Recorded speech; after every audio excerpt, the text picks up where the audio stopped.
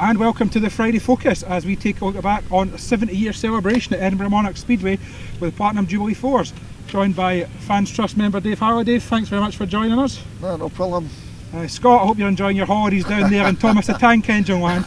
You said it was for your son, but we all know the real story there. Exactly, yeah. So Dave, an enjoyable night. Sun was out, weather played ball, some cracking riders from the present on the track, from the past and hospitality.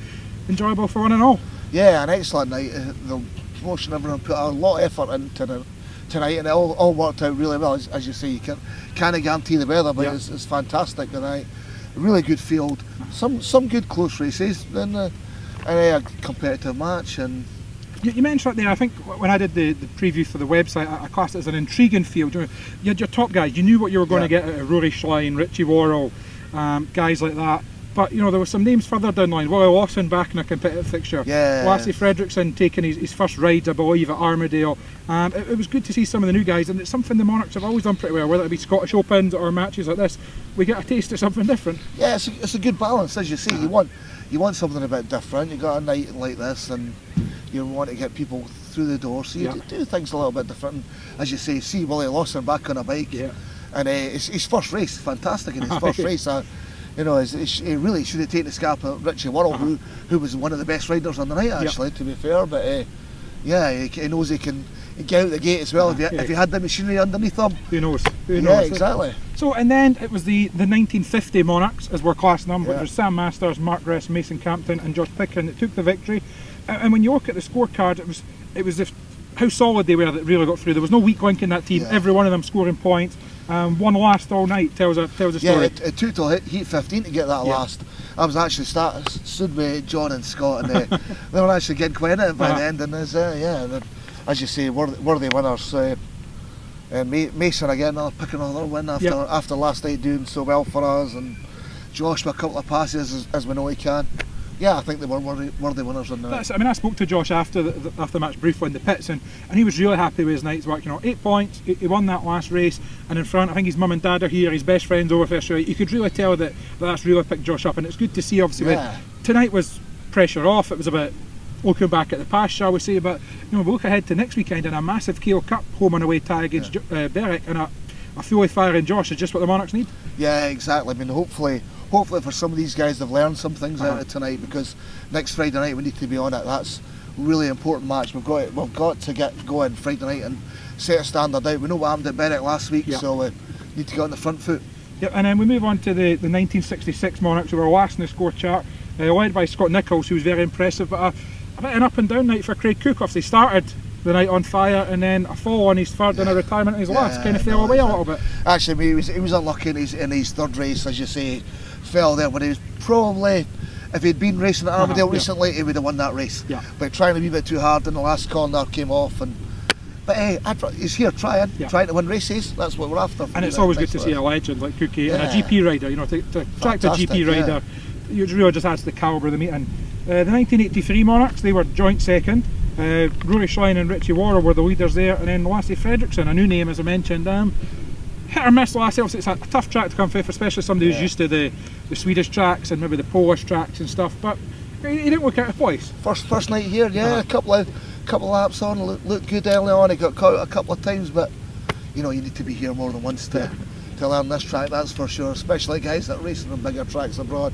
But as you say, Richie Worrell looking one of the better riders all night, and Rory Schlein he's one of the best in the league at the minute. Well, that's it. We know what Rory can do. Obviously, we've seen the Scottish Open earlier in the year. I think it was a untroubled 6-ride maximum. Rory was to win that. He didn't go through the card tonight, but he did give us probably the race tonight, the last race of the programme rides, Heat 16, going from third to first and picking off no less than Ricky Wells and Sam Masters. That takes some doing.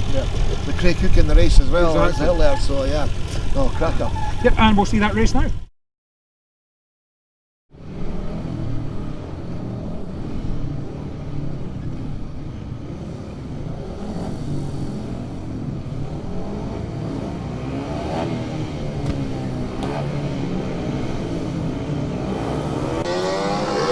And we move on to the last race of the Forge competition.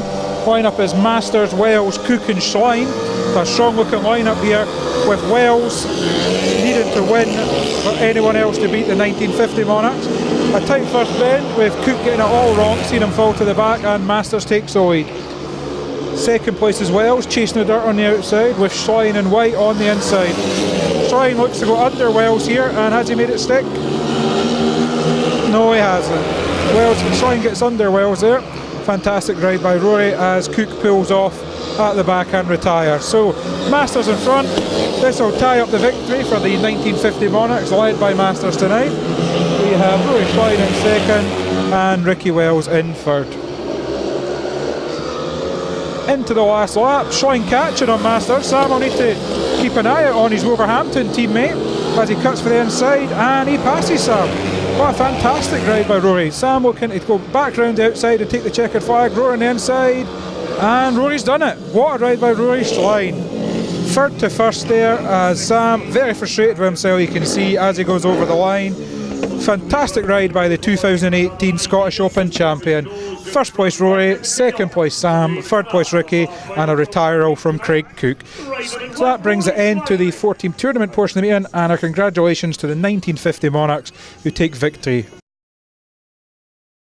Rory, excellent there as always, although we will hear from Sam Masters a little later that Sam doesn't put that down to himself, he puts it down to the machine, but I guess that's a racer's mentality. That's right, that's right. It's never me. The final team was the 2018 Monarchs. They were led by Ricky Wells and then backed up by Paul Stark and Matthew Weathers, but Joe Anderson will probably be a wee bit disappointed with his night. 2 exclusions in there. Yeah, he's been awfully unlucky, I think, actually, and he's looked good. He's been very competitive in a couple of races, and we've seen him gradually improve here week on week on week. And if that's another thing that's going to be a learning curve for him to be better next week, I'm not disappointed with that, because he was competitive. And I think you're right. Obviously, the 2 races he came off pushing himself to try and pass people. It wasn't, maybe earlier in the season we've seen Joe have the odd fall where it was just he maybe didn't know how to ride the track. I'd say that's there now, particularly his second exclusion. Him and Mason that were wheel to wheel for that first lap before Joe just went in really hard into that first bend, took a wee bit of grip, sent off. Thankfully he missed Mason's back wheel, and it was only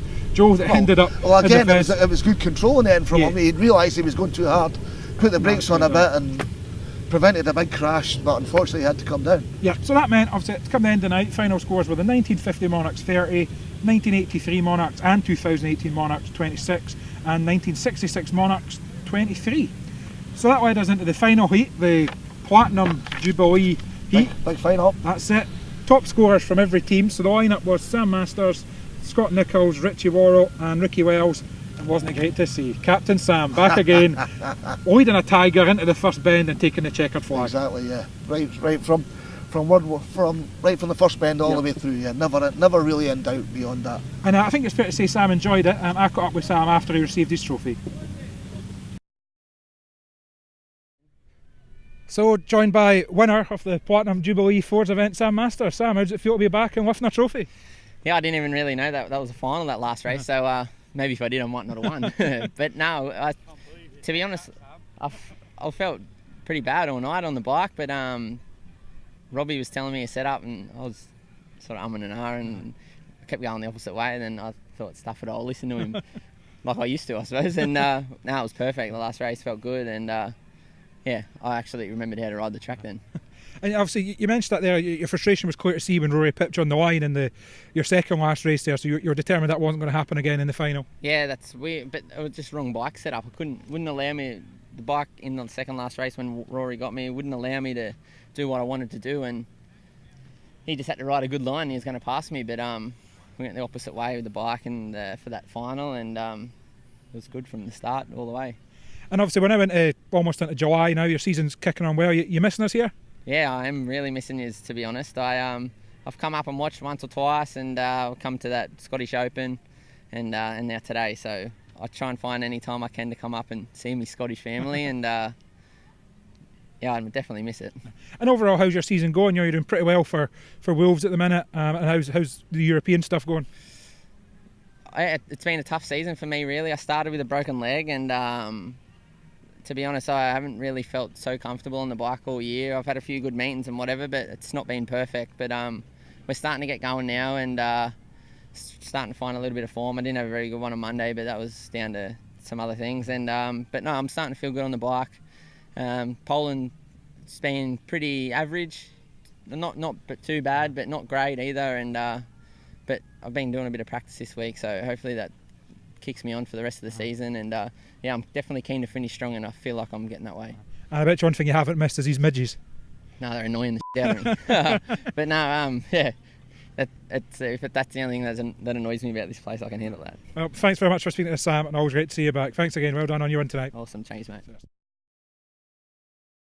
So, great to see Sam back. You can tell he still has a real affinity for this place. You know, we kind of took him out the doldrums a little bit when he was at Somerset. We've been joined by some other guests in the show. If you see us swiping, there's a midge infestation coming in. Standard Scottish summer weather. But as I say, really good to see Sam back. You can tell he misses the place, and this is something that could kick him on for the rest of the season a little bit as well. Yeah, no, he loves coming here. He's had a pretty decent start to the season, so picking up the win tonight, hopefully that'll kick him on. And as I said, he sounds like he's quite keen to come up again a few more times, so good to see him here, and hopefully kicks on and does well for Wolverhampton and his other teams. That's it. Well, I think that will just about do us for tonight. Dave, thanks very much for joining us. A very enjoyable night. You're welcome. I will let you get back to the hospitality suite. By the time you watch this, I'll be on a flight somewhere over the Atlantic, so thanks very much for joining us. But I will not see you next week as we have that big tie home and away against Berwick. Tickets will be on sale on the website immediately. Thanks again, and look out for a preview show during the week.